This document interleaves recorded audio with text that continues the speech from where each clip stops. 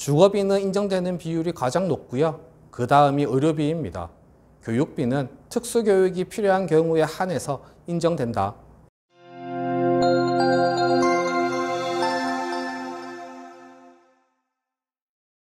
안녕하세요. 노태부 변호사입니다.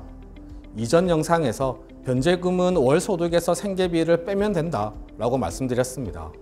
생계비를 구성하는 요소로는 크게 최저 생계비와 추가 생계비가 있는데요. 최저 생계비를 결정짓는 부양가족에 대해서는 이미 말씀드렸습니다. 회생백과 3-1, 3-2 영상 참고하시고요. 오늘은 회생백과 3-3 개인회생 변제금 세 번째 시간 추가 생계비에 대해서 말씀드리겠습니다. 추가 생계비에 대해서는 서울회생법원에서 친절하게 자료를 올려두었습니다. 서울회생법원 홈페이지 소식 탭에 들어가 보시면 2023년도 생계비 검토위원회 의결사항 안내라는 제목의 글이 있습니다. 들어가 보시면 2023년도 생계비 검토위원회 의결사항이라는 PDF 파일이 올라와 있는데요. 이 자료는 제 블로그에 올려드리고 고정 댓글로 주소도 남겨두겠습니다. 보시면 이해되실 겁니다. 다만 해당 자료를 자세히 보시면 어떤 경우에 인정 가능함이라고 되어 있습니다. 인정해야 한다가 아니라 인정 가능함이라고 되어 있는 거고요. 이 말은 말 그대로 추가 생계비를 인정 가능하다는 것이지 무조건 인정해 주어야 한다는 게 아닙니다. 회생위원님이나 판사님께서 상황에 맞게 판단할 수 있다는 겁니다. 이를 법률 용어로는 재량이라고 합니다. 추가 생계비로 인정되는 항목으로는 주거비, 교육비, 의료비가 있는데요. 최저 생계비에 이미 주거비, 교육비, 의료비가 포함되어 있습니다. 최저 생계비에 포함되어 있는 금액보다 더 많은 금액을 추가로 인정해야 할 사정이 있다고 인정되어야 추가 생계비가 인정되는 겁니다. 먼저 주거비부터 말씀드리겠습니다. 의결사항 PDF 파일 보면서 말씀드리겠습니다. 주거비가 인정되는 경우는 크게 두 가지입니다. 주택담보대출 채권의 원리금을 상환하여야 한다는 점을 대출계약서, 부채증명서와 같이 이를 뒷받침할 수 있는 자료를 제출함으로써 소명하는 때, 또는 월차임을 지급하여야 한다는 점을 임대차 계약서, 월차임 지급 사실을 알 수 있는 예금거래 내역과 같이 이를 뒷받침할 수 있는 자료를 제출함으로써 소명하는 때라고 하고 있습니다. 일단 자료는 무조건 있어야 합니다. 그리고 표를 보여드릴 건데요. 보시면 1인 가구 기준으로 봅시다. 추가 주거비 인정 한도가 39만 8,255원입니다. 그리고 기준 중위소득 100분의 60에 포함된 것으로 볼 수 있는 주거비 항목이 있는데요. 이 항목은 최저 생계비에 이미 주거비로 이만큼의 돈이 포함되어 있다는 의미입니다. 2023년 기준 1인 가구 최저 생계비는 124만 6,735원인데요. 이 최저 생계비에 주거비로 22만 1,919원이 이미 포함되어 있다는 겁니다. 따라서 예를 들어 월세가 22만 1,919원 이하라면 이미 최저 생계비에 포함되어 있기 때문에 추가 생계비가 인정될 여지가 없는 겁니다. 대부분은 월세가 이보다는 높으니까요. 실무에서는 결국 왼쪽에 있는 추가 주거비 인정 한도 항목을 중심으로 보시면 되겠습니다. 다시 표 보여드리겠습니다. 보시면 서울의 경우입니다. 서울인 경우 추가 주거비로 1인 가구는 최대 39만 8,255원, 2인 가구는 71만 2,867원, 3인 가구는 99만 2,644원, 4인 가구는 117만 5,789원이 인정될 수 있는 겁니다. 다시 말씀드리지만 인정된다가 아니고 인정될 수 있다는 겁니다.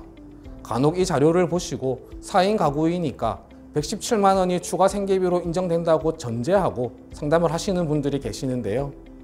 추가 생계비를 많이 인정해버리면 채권자들에게 돌아가는 돈이 크게 줄어듭니다. 법원은 채권자와 채무자의 이익을 동시에 모두 고려합니다. 일방적으로 채무자의 이익을 극대화하지는 않습니다.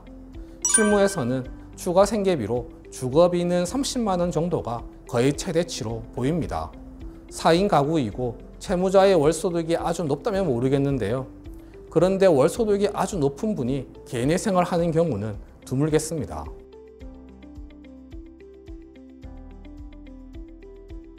다음으로는 수도권 정비계획법에 따른 과밀억제 권역과 세종시, 용인시, 화성시입니다.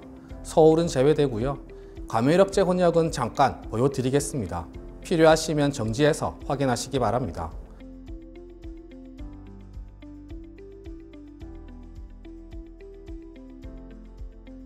이 지역은 1인 가구 26만 8,744원부터 4인 가구 84만 6,570원까지 인정될 수 있습니다.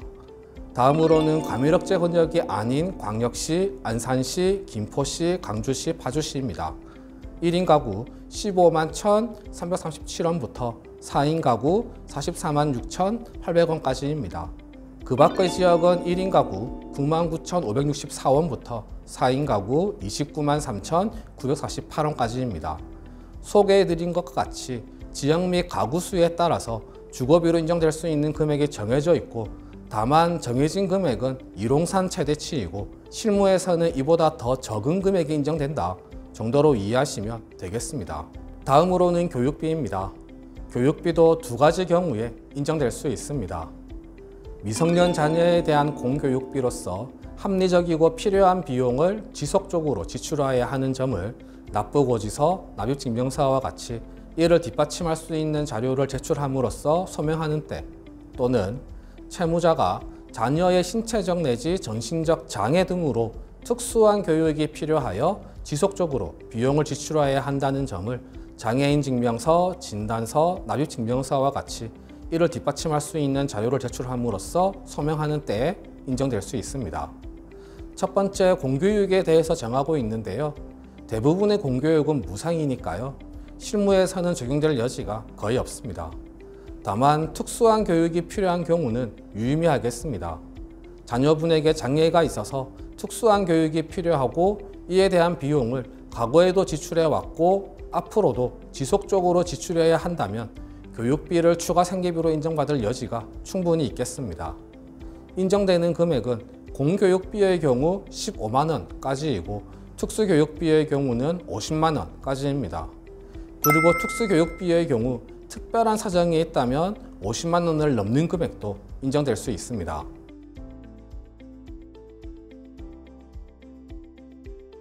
다음으로 의료비입니다. 의료비는 채무자 본인 또는 부양가족을 위하여 합리적이고 필요한 의료비를 지속적으로 지출해야 한다는 점을 진단서, 영수증과 같이 이를 뒷받침할 수 있는 자료를 제출함으로써 소명하는 경우 인정될 수 있습니다. 일시적인 병은 인정해주지 않습니다. 정기적으로 치료가 필요하고 꼭 필요하다고 인정되는 경우에 한해서 추가 생계비로 인정됩니다. 금액에는 제한이 있지는 않습니다. 일정 금액 이상이어야 한다는 제한만 있습니다.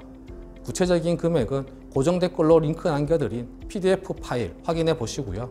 큰 금액은 아닙니다. 오늘은 추가 생계비에 대해서 말씀드렸는데요. 앞에서 말씀드렸듯이 최저 생계비에 이미 주거비, 교육비, 의료비가 다 포함되어 있습니다. 여기에 추가로 생계에 필요한 돈을 인정해 주겠다는 취지입니다. 주거비는 인정되는 비율이 가장 높고요. 그 다음이 의료비입니다. 교육비는 특수교육이 필요한 경우에 한해서 인정된다 라고 이해하시면 되겠습니다. 네, 오늘 준비한 내용은 모두 말씀드렸습니다. 궁금하신 점이 있으시면 댓글에 남겨주시거나 전화주세요. 최대한 친절하게 상담해 드리겠습니다. 이상 노태부 변호사였습니다. 감사합니다.